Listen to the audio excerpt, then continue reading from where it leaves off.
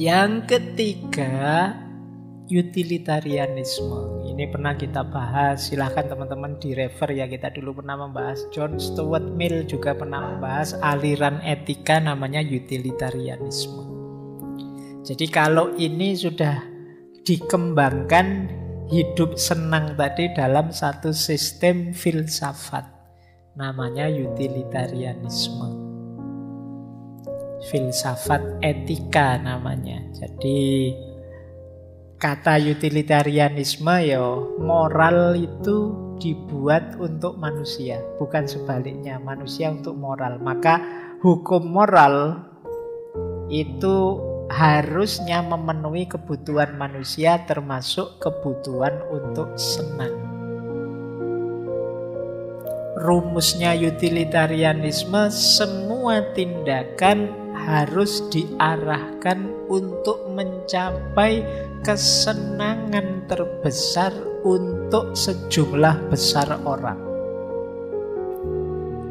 Ini rumus dasarnya utilitarianisme. Misalnya ngaji malam hari ini misalnya, sebagian besar sukanya ngaji itu gelap, lampunya mati.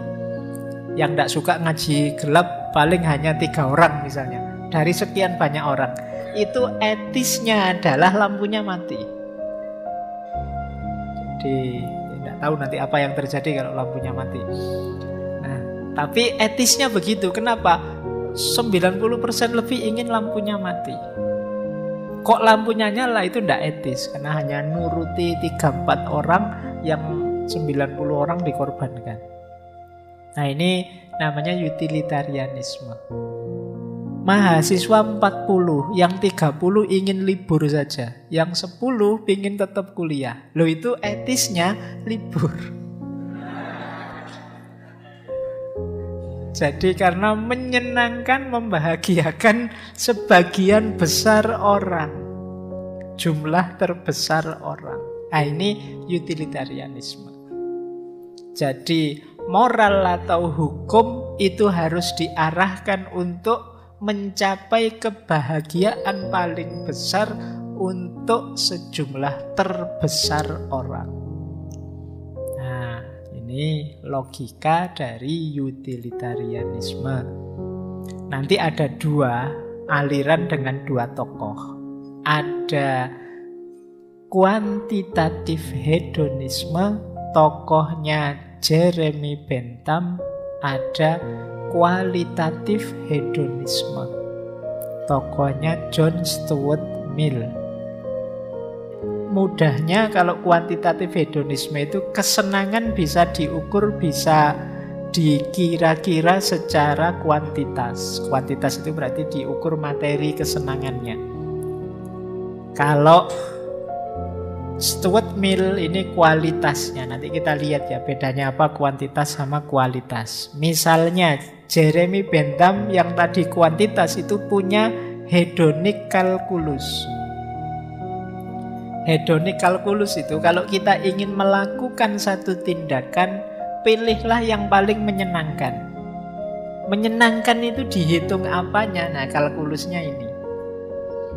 Jadi tindakan menyenangkan itu rumusnya intensitas, durasi, kepastiannya, kedekatannya, kemanfaatannya, kemurniannya, dan keluasannya. Ini namanya hedonic calculus.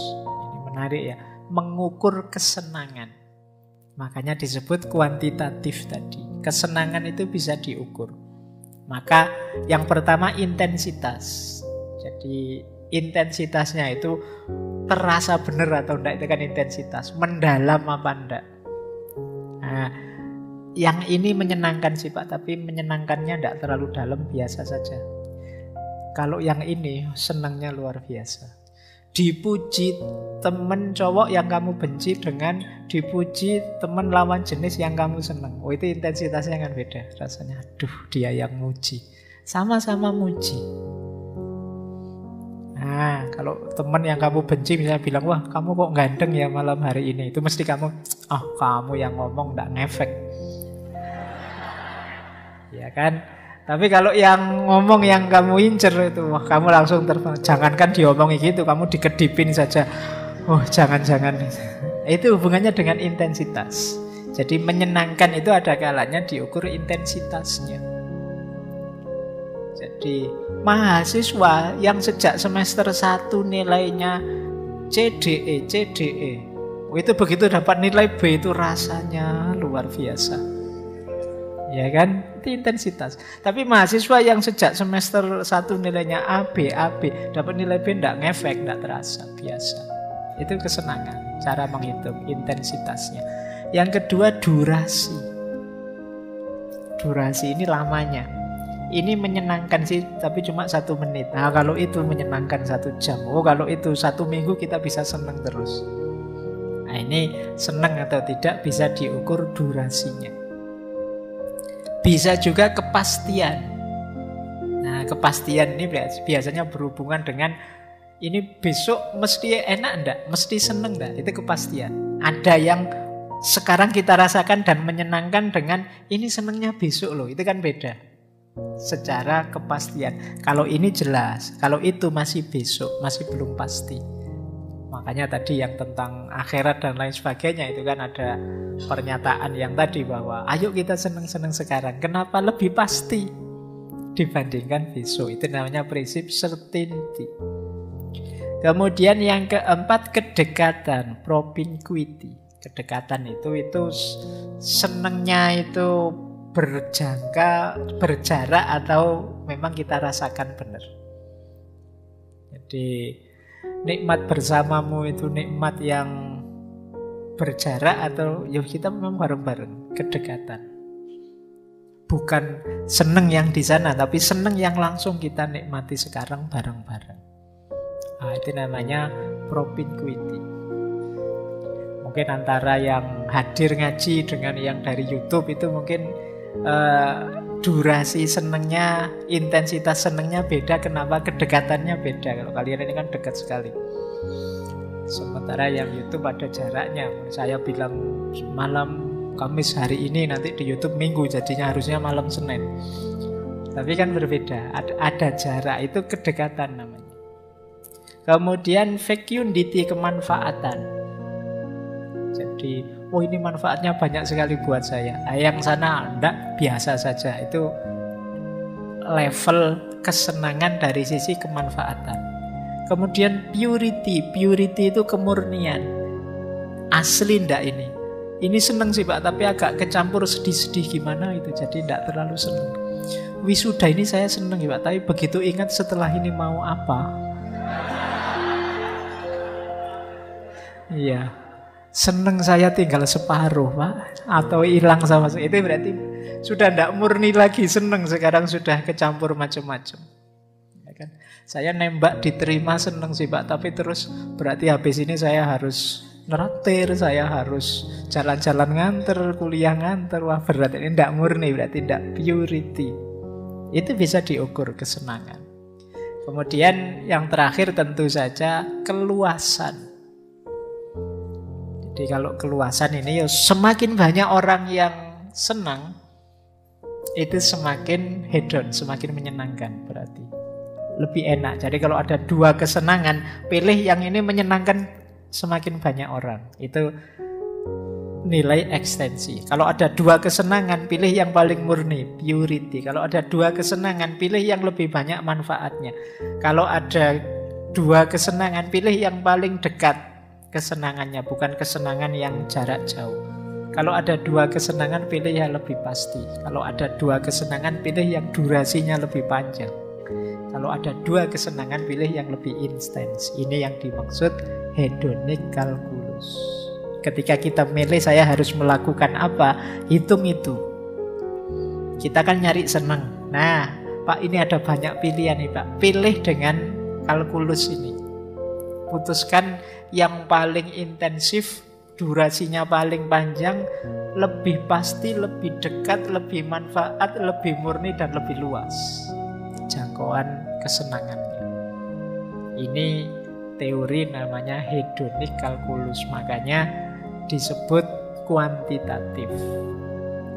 Tapi nanti dikritik oleh John Stuart Mill yang punya teori kualitatif. Kalau menurut John Stuart Mill ya tidak bisa diukur seperti itu. Ada banyak kesenangan, mungkin durasinya lebih pendek, tapi lebih menyenangkan. Tidak bisa dilihat kuantitatifnya saja. Makanya nanti Stuart Mill menyebut kesenangan itu ada levelnya. Ada kesenangan level bawah, level dasar, ada kesenangan level tinggi. Kesenangan level bawah itu ya tadi makan, minum, seks, istirahat, kesenangan indrawi. Ini kesenangan yang sifatnya sementara, penuhi secukupnya saja.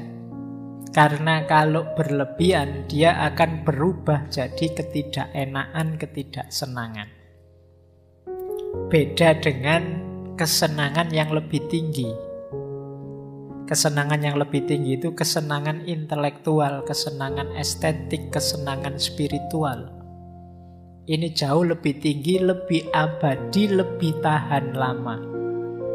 Semakin banyak, semakin lama, semakin menyenangkan. Ilmu itu sedikit paham membahagiakan, banyak paham tambah bahagia, tambah banyak lagi tambah bahagia. Itu intelektual. Estetik juga begitu, seni juga, spiritual juga begitu. Tambah dekat dengan Tuhan, tambah sadar dimensi ilahiyah hidup, tambah menyenangkan. Ini yang level tinggi. Kalau yang level rendah tadi enggak. Yang level rendah itu penuhi secukupnya saja. Jadi tidak bisa semuanya dihitung pakai kalkulus tadi. Nah, ini kritiknya Mill. Misalnya makan tadi. Makan yang lebih intensif ya, terlalu intensif ya nanti kamu perutmu bisa meledak oleh makanan itu. Makan lagi. Ini lebih intensif Pak, lebih dekat Pak, lebih. Iya. Tapi ya harus ngerti batasnya. Jadi ini perspektifnya Mill. Alirannya namanya utilitarianisme. Eudaimonistik utilitarian. Utilitarian yang menuju kebahagiaan. Jadi filsafat ketiga yang membahas hedonisme, utilitarianisme. Yang kedua tadi filsafat epikureanisme, kemudian yang pertama tadi sireanisme. Oke.